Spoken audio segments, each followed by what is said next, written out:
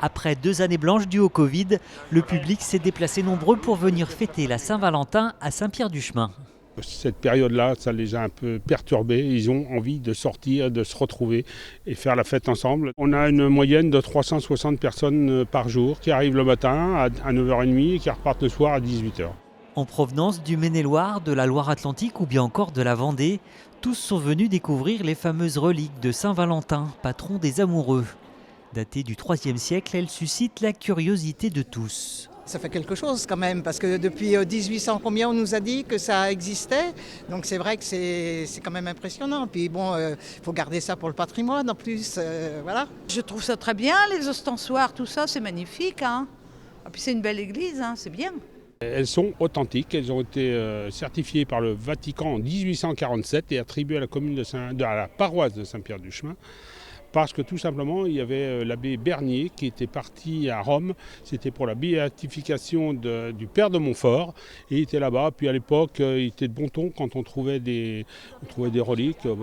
Les gens qui étaient autour, certains me disent, moi je voudrais bien pour envoyer à ma paroisse de naissance. Alors par contre, elles ont mis je ne sais combien d'années à venir à Saint-Pierre-du-Chemin. Et après une petite part de brioche, la matinée s'est poursuivie en musique à quelques pas de là dans la salle des fêtes où Stéphane Olivier, Chantal et Gilles Dreux ont présenté des extraits de leur répertoire. Que le puits du fou se souvienne de ces instants d'amour volés près des herbiers à dire je t'aime. On finit par se marier.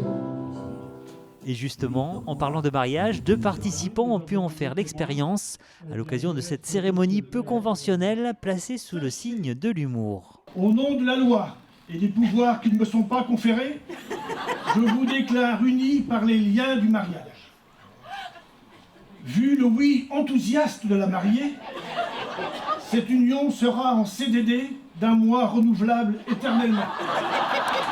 Les festivités vont se poursuivre ainsi jusqu'au samedi 18 février où une soirée cabaret viendra clôturer cette semaine.